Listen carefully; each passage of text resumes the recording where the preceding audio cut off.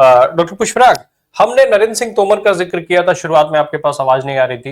नरेंद्र सिंह तोमर साहब तो विधानसभा चला रहे हैं, 10,000 करोड़ का मामला था, उस मामले में ना ईडी है, ना सीबीआई है, ना मोदी जी हैं, ना अमित शाह साहब हैं, किसी की नजरें नहीं पड़ती हैं। क्या वो मामला खत्म हो गया वहां पे? और दूसरा, भूपेश बघेल साहब के आज जो ये छापेमारी हो रही है, अभी जो बात आवेश सर ने कही कि पूरी कांग्रेस को वहां पे तंग करने की जो है वो पूरी प्लानिंग तैयार हो गई है, लेकिन अभी तो चुनाव ही नहीं है, फिर तंग करने की जरूरत क्यों पड़ रही है?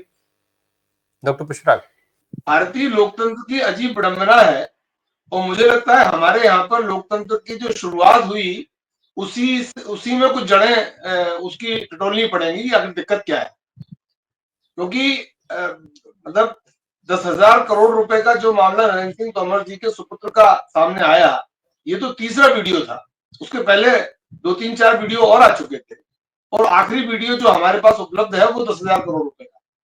इसके बाद भी, और ये वीडियो आया विधानसभा चुनाव के ठीक बीच, इसके बावजूद भी नरेंद्र सिंह तोमर वहां पर प्रचंड बहुमत से जीते, अच्छे मतों से जीते। तो आखिर भारतीय लोकतंत्र को हो क्या गया है, लोगों को हो क्या गया है?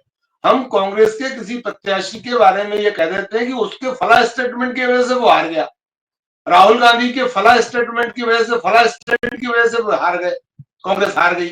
लेकिन भारतीय जनता पार्टी कुछ भी कह ले, कुछ भी कर ले, 10,000 करोड़ रुपए के घोटाले सामने आ जाए, इसके बाद भी वे लगातार जीतते रहते हैं। दूसरा, मैं भारतीय लोकतंत्र पर जो बात कर रहा हूं उसी के क्रम में एक बात और कहना चाहता हूं कि हमारी भारत की जो जमीन है वो क्रांति की नहीं, प्रतिक्रांति की जमीन।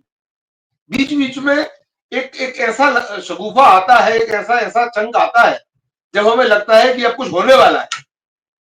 जेपी आंदोलन में लगा कुछ बड़ा होने वाला है, कुछ नेता निकल के आ गए, वो भी उसी गर्त में समा गए। बीपी सिंह बफोर्स कांड में समझ में आ रहा था कि एक रक्षा मंत्री ने इस्तीफा दिया, और फिर एक गोलबंदी की पार्टियों की, और फिर कुछ बड़ा होने वाला है भ्रष्टाचार के खिलाफ। पर अंततः बीपी सिंह प्रधानमंत्री बने और सब चीजें गड्ढमड्ढ हो गई। उसको अन्ना आंदोलन के समय ऐसा लग रहा था कि बहुत बड़ा कुछ होने वाला है, बहुत ही बड़ा कुछ होने वाला है। उसके बीपी सिंह के और जेपी आंदोलन के समय के तो आप और हम उस तरह के गवाह नहीं है, क्योंकि हमारी उम्र उस समय पलकपन की थी। लेकिन अन्ना आंदोलन तो हमने देखा, मैं भी अन्ना तू भी अन्ना, मतलब किरण बेदी से लेकर केजरीवाल से लेकर अन्ना हजारे से लेकर बीपी सिंह क्या है वो रक्षा मंत्री जो थे, उनसे लेकर, मतलब एक लंबी फहरिस्त थी। किरण बेदी जैसी तेज तर्राट महिला जिसने उस समय प्रधानमंत्री रहते हुए इंदिरा गांधी की एक गाड़ी को जब्त कर लिया था, चालान बना दिया था। ऐसे ऐसे लोग, जब उसमें विश्वसनीय लोग, रामदेव जैसे लोग, कुछ समय के लिए अन्ना हजारे भी, सॉरी स्वामी अग्निवेश भी उसमें थे, तमाम सारे पूरे देश के जितने भी जन संगठन थे, जन आंदोलन थे, सभी लोग उसमें शामिल हो गए थे। और अंततः हुआ क्या, उस अन्ना आंदोलन का, उस लोकपाल का, उस भ्रष्टाचार का, केजरीवाल के पास इतने बड़े बड़े पुलंदे थे उस तरह की सरकार के खिलाफ, उनका क्या हुआ? काले धन की बड़ी बड़ी लिस्टें थी लोगों के पास, उनका क्या हुआ? तो इस तरह से, जिस तरह से पॉलिटिक्स हमारे यहाँ पर जुमलों की राजनीति चल रही है, वैसे ही ये इस तरह के जो आंदोलन निकलते हैं, जन आंदोलन, वे भी झूठ के आधार पर घटित होते हैं, और अंततः पदों की लालसा में लिप्त होकर चीजें खत्म हो जाती हैं। अभी किसान आंदोलन, यद्यपि 3 कृषि कानून वापस ले लिए, लेकिन किसान आंदोलन जितने बड़े व्यापक पैमाने पर गठित हुआ था, उससे और कुछ नहीं तो पंजाब और हरियाणा की सरकारें तो प्रभावित हो ही जानी चाहिए थी, पर ऐसा कुछ नहीं हुआ। तो उससे लगता है कि आखिर हमारे यहाँ पर आंदोलनों का हो क्या रहा है। शाहीन बाग आंदोलन, मतलब पूरे देश में कोई हिला दिया था उस शाहीन बाग आंदोलन।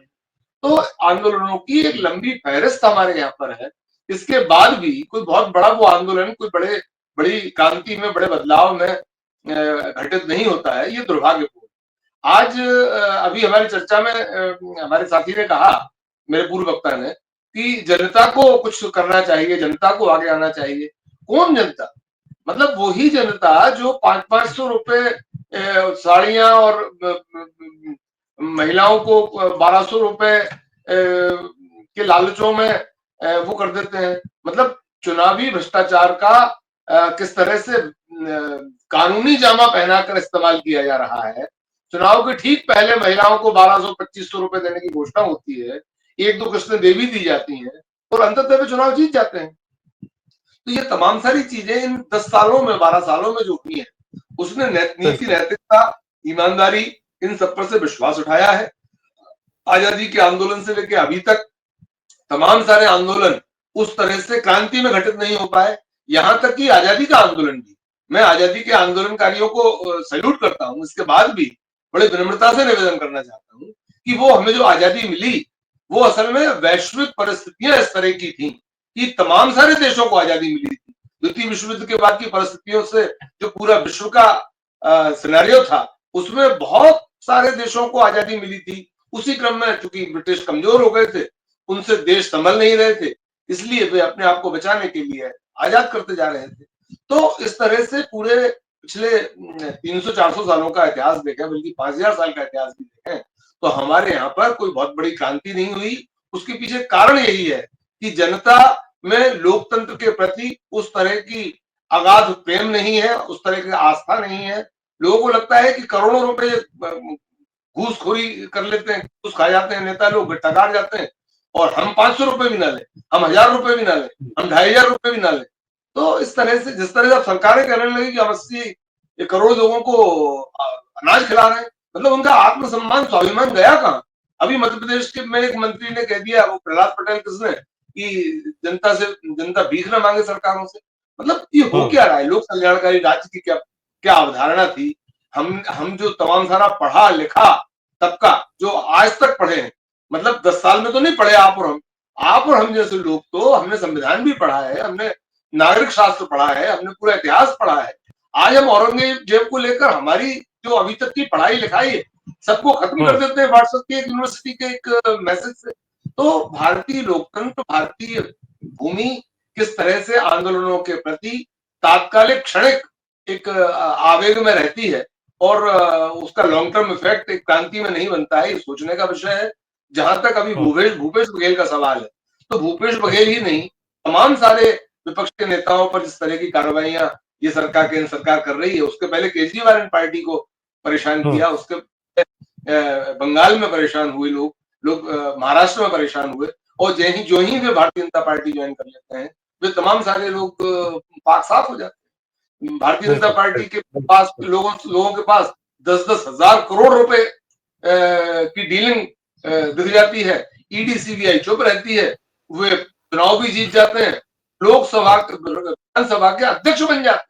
देखिए दुर्भाग्य कि जिस सदन में कानून बनता है, जो सदन कानून बना देता है पूरे देश के लिए, उस कानून के सबसे बड़े पैरोकार, सबसे बड़े संरक्षक विधानसभा अध्यक्ष की कुर्सी पर वे सज्जन आज सुशोभित हैं, जिनके चुनाव के दौरान 10,000 करोड़ रुपए के लेन देन की बात हो रही है।